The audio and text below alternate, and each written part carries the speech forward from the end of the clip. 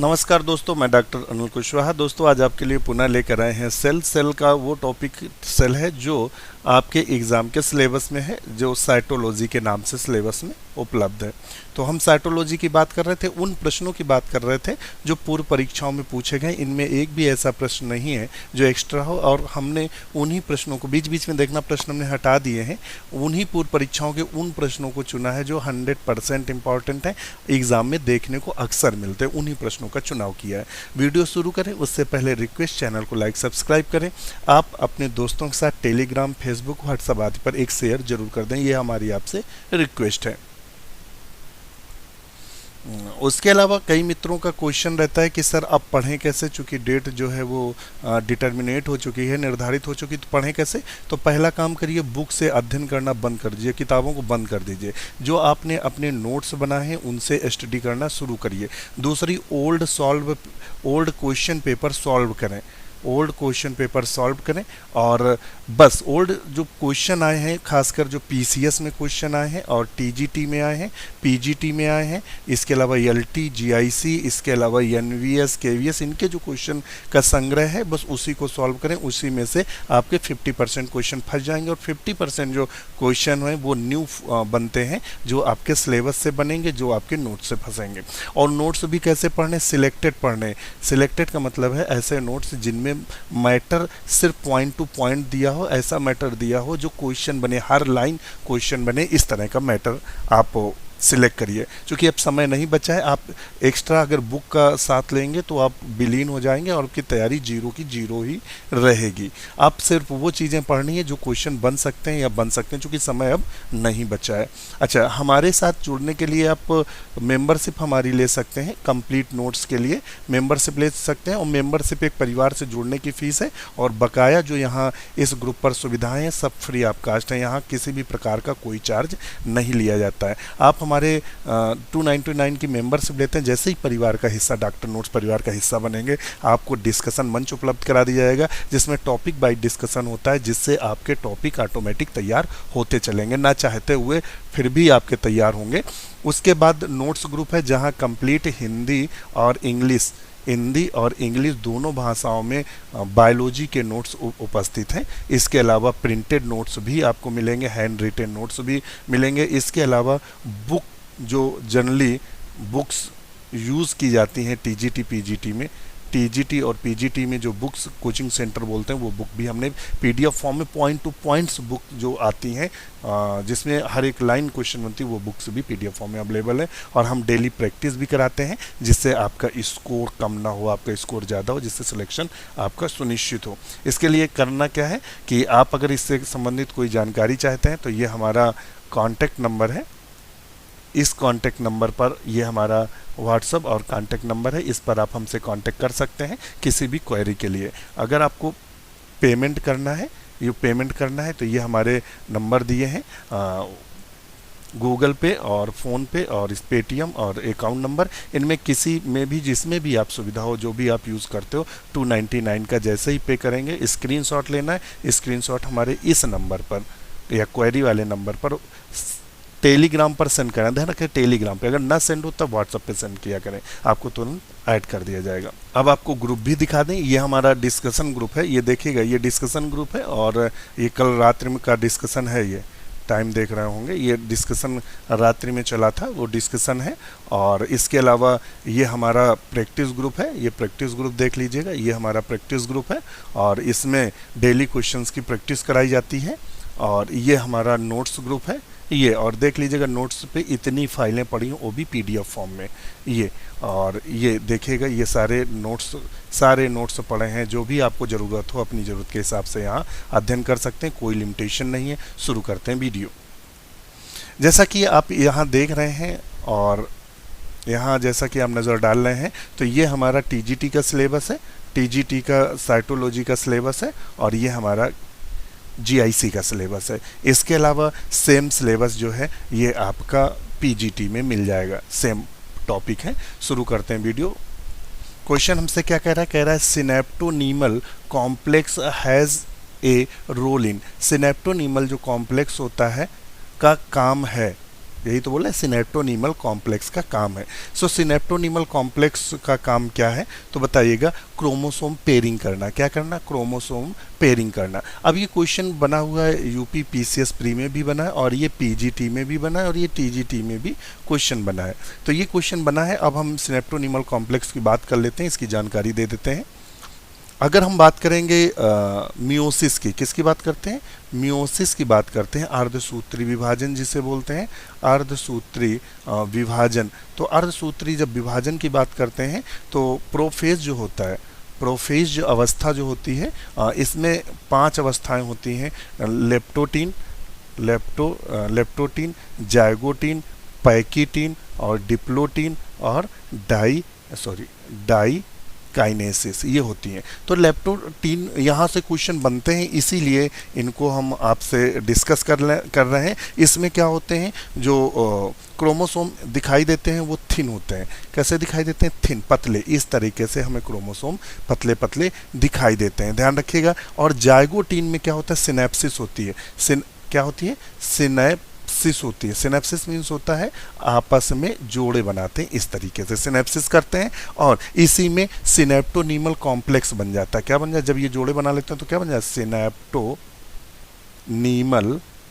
Complex बना लेते हैं। ध्यान रखिएगा, ये क्वेश्चन बन रहे हैं। यहाँ जो भी डिस्क्रिप्शन दे रहे हैं आप उभिएगा नहीं, यहाँ एक एक डिस्क्रिप्शन का मतलब है कि यहाँ से क्वेश्चन बने हैं, और जितने पॉइंट्स बता रहे हैं सबसे एक एक क्वेश्चन बन चुका है। Synaptonemal complex. और पैकीटीन में क्या होता है, तो पैकीटीन में क्रॉसिंग ओवर होता है। क्या होता है, क्रॉसिंग ओवर होता है। ये क्वेश्चन बना है अभी, OVER होगा, क्रॉसिंग ओवर होता है, ध्यान रखिएगा। और यहीं टेट्राड बनता है। तो ये भी क्वेश्चन बना है, टेट्राड कहाँ बनता है, तो इसी अवस्था में टेट्राड बनता है, ध्यान रखिएगा।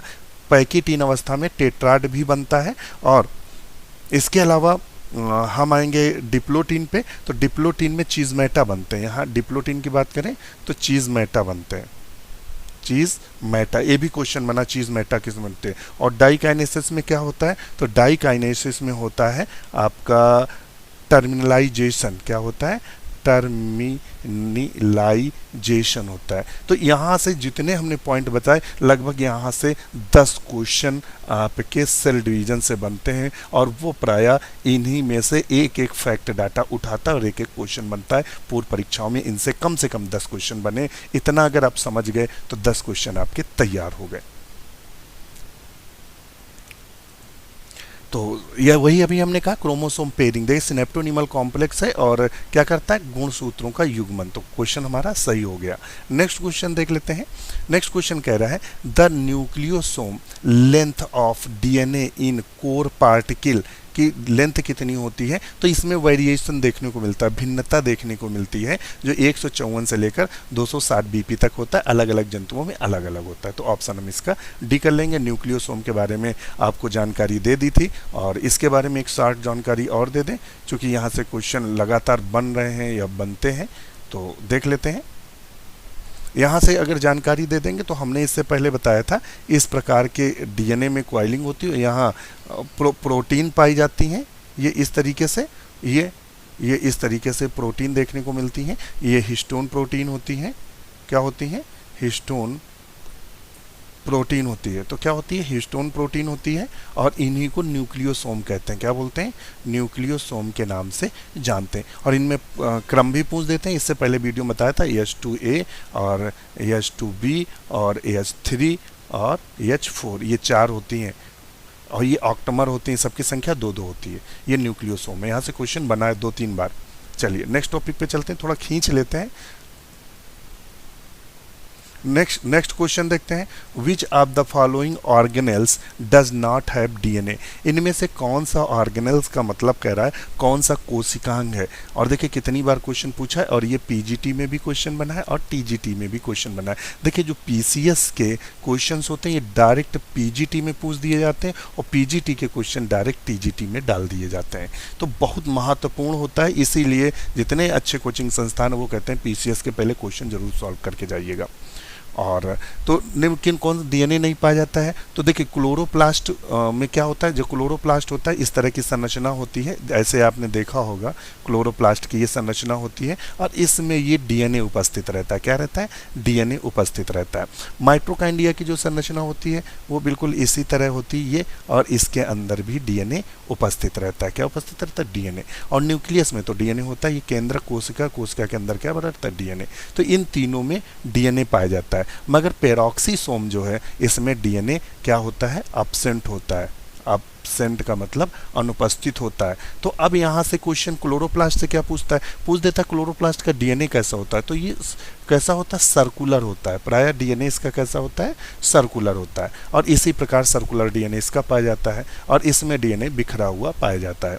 अच्छा, पेरोक्सीसोम, एक और क्वेश्चन बनता है पेरोक्सीसोम काम कहाँ करता है? तो पेरोक्सीसोम फोटो रेस्पिरेशन में काम करता है। जब बात फोटो रेस्पिरेशन की करते हैं, फोटो रेस्पिरेशन, फोटो रेस्पिरेशन एक वेस्टफुल प्रोसेस है। इसमें 3 अंग काम करते हैं और ये पीजीटी में क्वेश्चन बना है कि फोटो रेस्पिरेशन में कौन कौन अंग काम करते हैं। तो क्लोरोप्लास्ट करता है। कौन करता है? क्लोरोप्लास्ट करता है। फिर आता है पेरोक्सीसोम और तीसरा आता है माइटोकॉन्ड्रिया। ध्यान रखिएगा, ये क्रम पूछा गया है कौन कौन से कार्य करते हैं। ये पीजीटी में भी क्वेश्चन बन चुका है ये क्रम से कि फोटो रेस्पिरेशन में क्रम क्या होता है। तो क्लोरोप्लास्ट, पेरोक्सीसोम, माइटोकॉन्ड्रिया ये क्रम होता है। ध्यान रखिएगा, ये पीजीटी में भी क्वेश्चन बना है और टीजीटी में भी बना है। जब फोटोसिंथेसिस आपको पढ़ाएंगे तो ये क्वेश्चन आपको वहां नजर आएगा। चलिए नेक्स्ट देख लेते हैं। आप कमेंट जरूर करिएगा वीडियो कैसा लग रहा है, और हमारे साथ जुड़े हैं। हम जितने भी टफ टॉपिक हैं वो आपके जितने भी कठिन विषय वस्तु है वो सब सॉल्व करा देंगे। बस आप धैर्य के साथ देखते रहिएगा और साइटोलॉजी के ये पूरे क्वेश्चन देख लेंगे तो फिर पढ़ने की ज़रूरत नहीं पड़ेगी, क्योंकि हम 2 फुट क्या 1 किलोमीटर लेफ्ट एक दाएं और ऐसे पूरा एरिया समेट कर चलते हैं कि इनसे संबंधित कोई नया क्वेश्चन बनेगा वो गलत न हो।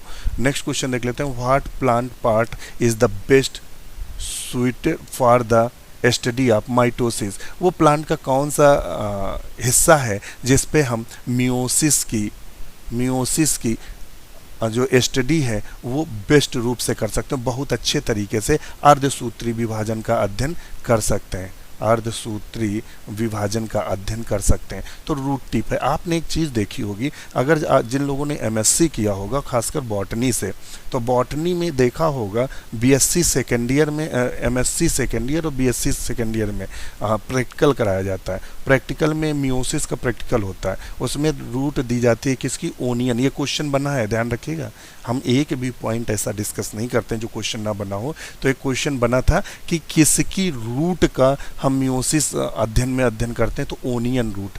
क्या सर लोग क्या देते हैं? ओनियन की रूट देते हैं, और उस ओनियन की रूट को हम लोग क्या करते हैं? स्लाइड पे रखते हैं, और रखने के बाद क्या करते हैं? ओनियन की जो रूट की टिप होती काट लेते हैं, उसमें शायद मुझे लगता है एस्टा कार्मिन डालते हैं और थोड़ा सा उसको लैंप पे हल्का हल्का गर्म करते हैं, फिर उस पर कवर स्लिप लगाते हैं, फिर टीज करते हैं, उंगली से उसको ठोकर मारते हैं जिससे वो पिसती है, फिर माइक्रोस्कोप पे लगा के देखते हैं। तो इस तरीके से छोटे छोटे इस तरह के रचनाएं नजर आती हैं, तो पता लगाते हैं मेटाफेज दिख रही है, एनाफेज दिख रही है, टीलोफेज।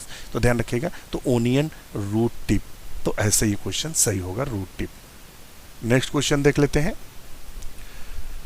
विच cell organelle remove hydrogen peroxide? वो कौन सा कोशिकांग है जिससे हाइड्रोजन जो पेरोक्साइड है, क्या है? हाइड्रोजन पेरोक्साइड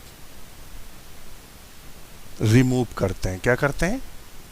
रिमूव करते हैं। तो हाइड्रोजन पेरोक्साइड किससे रिमूव करते हैं? तो पेरोक्सीसोम से। H2O2 बोलते हैं हाइड्रोजन पेरोक्साइड। ये किस में पाया जाता है? ये केवल अकेला ऑर्गेन्स है पेरोक्सीसोम जिसमें हाइड्रोजन पेरोक्साइड पाया जाता है। हाइड्रोजन पेरोक्साइड आप देखते कहाँ हैं? तो डॉक्टर के पास जाते होंगे, और डॉक्टर के पास जब घाव लगता है ना तो वो एक लिक्विड डालता है, और वो क्या होता है? वो मतलब वो फेना छोड़ता है, जान दो, फेना टाइप का छोड़ता है और उससे घाव को साफ करता है और आपके कान में भी डाल देता है, जिससे वो फेना टाइप का छोड़ता है और कान की गंदगी निकालता है। वो एक्चुअली में हाइड्रोजन पेरोक्साइड है। और दूध को संरक्षित करने के लिए, दूध व अन्य पदार्थों को संरक्षित करने के लिए जो दूधिया होते हैं वो भी हाइड्रोजन पेरोक्साइड डाल देते हैं, जिससे दूध क्या हो, अच्छा प्रिजर्व कर दे या महके नहीं या सड़े नहीं। ध्यान रखिएगा, क्योंकि वो क्या करते हैं, एक दिन का दूध दूसरे दिन देने जाते हैं ग्राहकों को, तो उसमें ही हाइड्रोजन पेरोक्साइड की मिलावट करते हैं, जो कि नुकसानदेह है।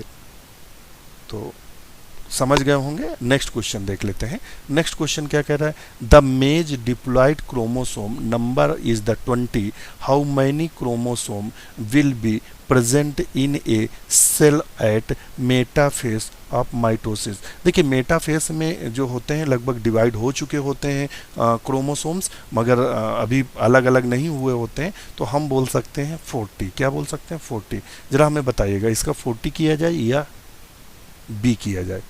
फिलहाल हम 40 लेके चलते हैं, आप भी अपना इस पे हमें मत देंगे कि मेटाफेस में क्या हम लोग इसको 40 लगाएं या फिर 20 या 40 क्या लगाएं। फिलहाल हमारा अपना मानना 40 है, मगर फिर भी आप भी कंफर्म कर लीजिएगा। ये आपके लिए होमवर्क है और हमें कमेंट जरूर करिएगा कि इसमें 40 सही करें या 20। फिलहाल हमारा 40 मानना है, आप भी अपना ओपिनियन दे सकते हैं इस पर। नेक्स्ट क्वेश्चन देख लेते हैं। Lysosomes contain which of the following in abundance. निम्नलिखित में से कौन लाइसोसोम में बहुतायत में मिलता है, तो वो प्राय हाइड्रोलाइटिक एंजाइम होता है। हाइड्रोलाइटिक में एसिड फास्फेटेज जो है वो सबसे ज़्यादा मात्रा में मिलता है, तो ऑप्शन हम भी कर देंगे। इसकी जानकारी फर्स्ट वीडियो में डिटेल में दे चुके हैं। नेक्स्ट क्वेश्चन है, Golgi complex is involved in. Golgi complex इनकी खोज किसने की थी, तो कैमली गोल्जी ने की थी। किसने की थी, कैमली गोल्जी ने की थी। इसी को डिक्टियोसोम के भी नाम से जानते हैं, डिक्टियोसोम के भी नाम से जानते हैं। क्वेश्चन बनता है, इसे सेल का ट्रैफिक पुलिस भी बोलते हैं। क्या बोलते हैं, सेल का ट्रैफिक पुलिस भी बोलते हैं। ध्यान रखिएगा, ये बना हुआ है। इसका मुख्य कार्य क्या है, तो इसका मुख्य कार्य क्या है, सेल सेक्रेटरी प्रोसेस, कोशिका स्रावी प्रक्रियाओं में भाग लेना। नेक्स्ट क्वेश्चन देख लेते हैं।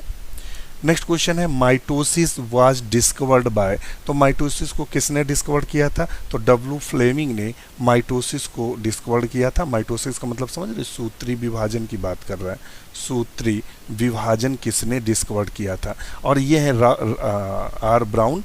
तो आर ब्राउन से तो मतलब समझ रहे होंगे, आर ब्राउन से है रॉबर्ट ब्राउन। रॉबर्ट ब्राउन ने क्या किया था, तो रॉबर्ट ब्राउन ने क्या किया था, न्यूक्लियस की खोज की थी। क्या किया था, न्यूक्लियस को डिस्कवर किया था। और वीजमान ने क्या किया था, तो वीजमान ने जर्म प्लाज्म थ्योरी दी थी। क्या दी थी, जर्म प्लाज्म थ्योरी। और स्ट्रसबर्गर ने जो काम किया है, मुझे याद नहीं आ रहा है, एम्ब्रियोलॉजी में इनको हमने पढ़ा है। एम्ब्रियोलॉजी में इन्होंने, अब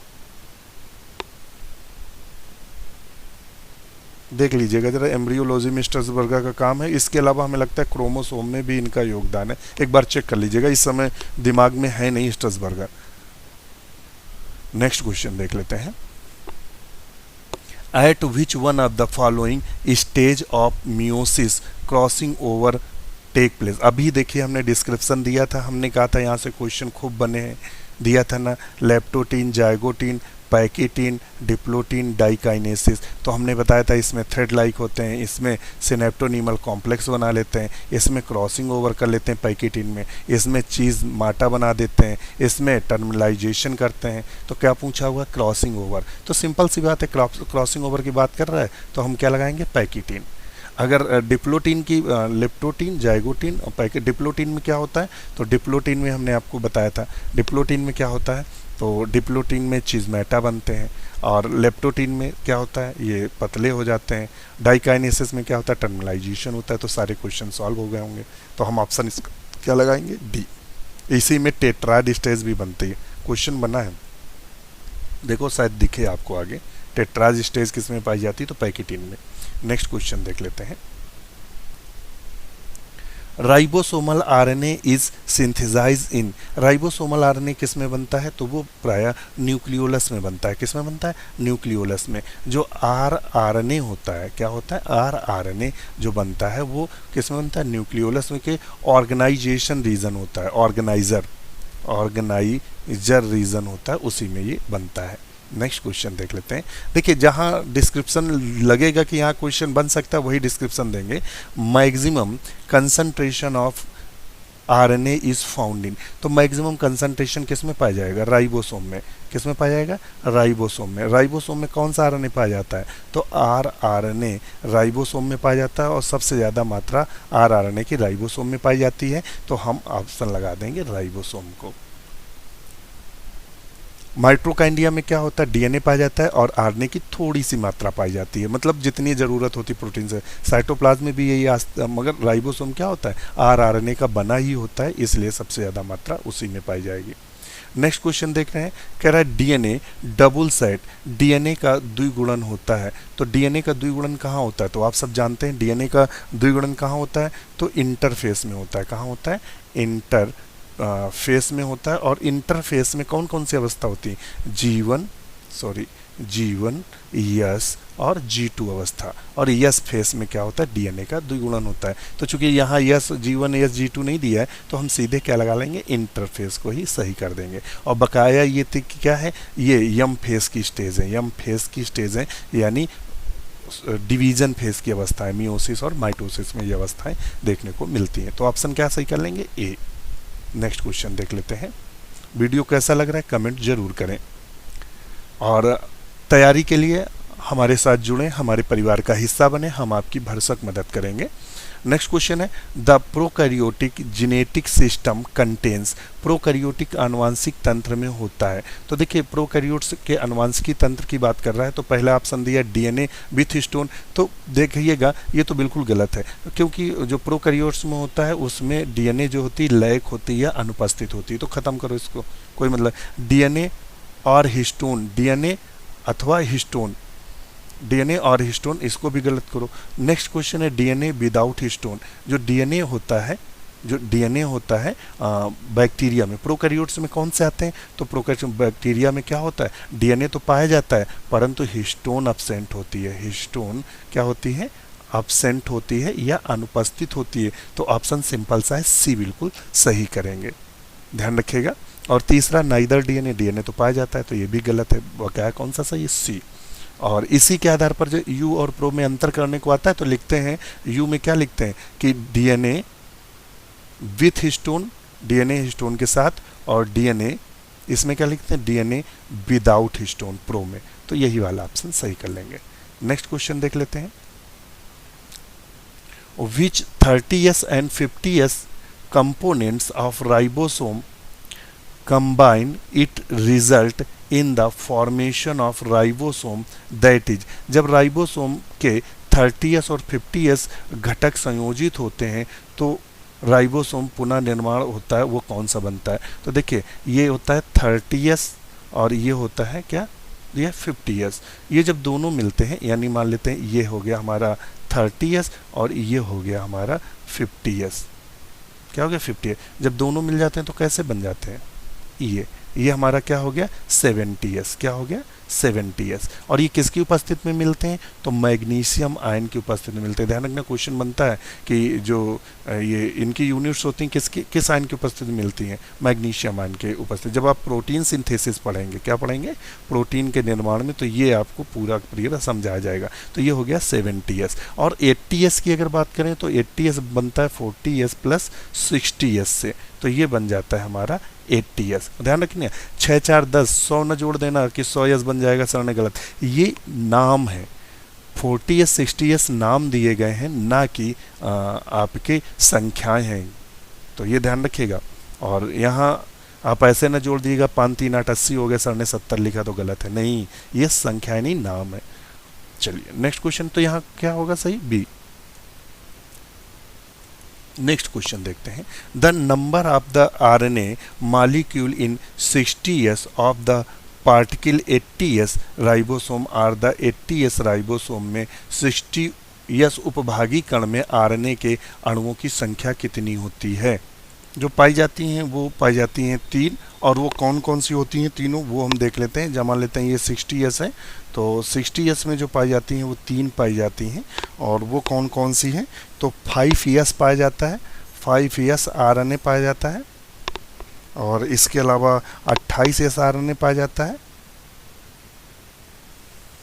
और इसके अलावा 5.8 आरएनए पाया जाता है। तो इस प्रकार से ये 3 पाए जाते हैं, तो ऑप्शन इसका हम 3 सही कर लेंगे। और अगर 40S की बात करें तो 40S में कितनी पाई जाती है? तो 1 पाया जाता है, 18S पाया जाता है। इसी प्रकार 30S में 16S पाया जाता है, और 50S में 5S और 23S यानी 2 पाए जाते हैं। तो यहाँ 3 लगा देंगे। नेक्स्ट क्वेश्चन देख लेते हैं।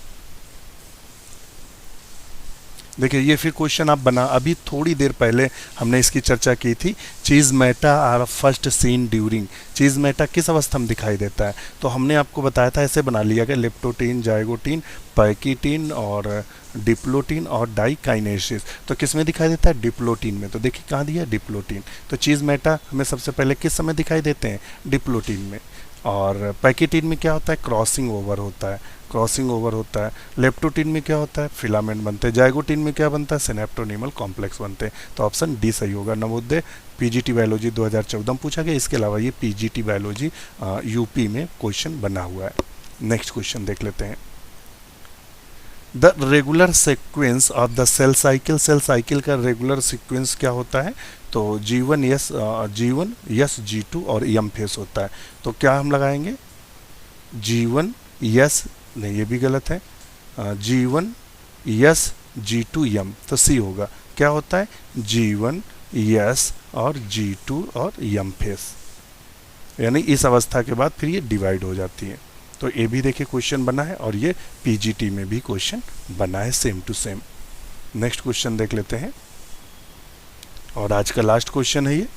Chromosomes map for the first time was prepared by, chromosome map first time किसने प्रिपेयर किया था? तो मॉर्गन ने first time chromosome map prepare किया था, ध्यान रखिएगा।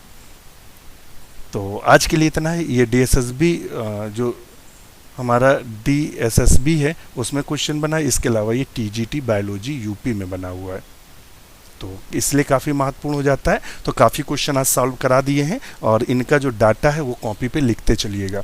अब चलते हैं अपनी थ्योरी क्लास में।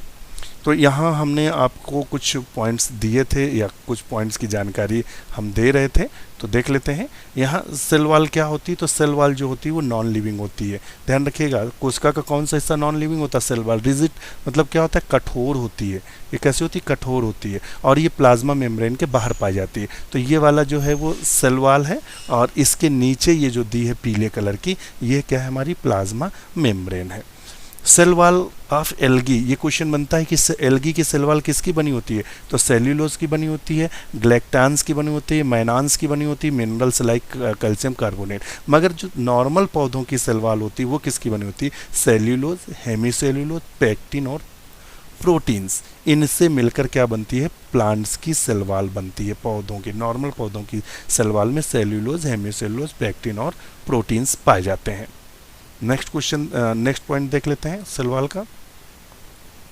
नेक्स्ट पॉइंट पे कह रहा है cell wall of a young plant primary wall is capable of growth, it is the gradually the diminishes as the cell mature and the secondary wall is formed on the inner side toward the membrane। कहता है पहले तो primary वाल बनती है, फिर धीरे धीरे क्या बनती है? सेकेंडरी वाल बनती है। पहले प्राइमरी वाल बनती है, फिर क्या बनती है? सेकेंडरी वाल बनती है, और उनके मध्य में कभी कभी क्या बनता है? मिडिल लैमिला बनता है। ये क्वेश्चन बहुत पाया जाता है। मिडिल लैमिला किसका बना होता है? मतलब किसका बना होता है? तो कैल्शियम पैक्टेट का बना होता है। और जब फल पकता है तो ये कैल्शियम पैक जो मिडिल लैमिला होता है यही लूज हो जाता है, यही गल जाता है, तभी फल क्या होता है? नरम हो जाता है, नहीं उससे पहले कठोर रहता है। क्वेश्चन यहाँ से बना है।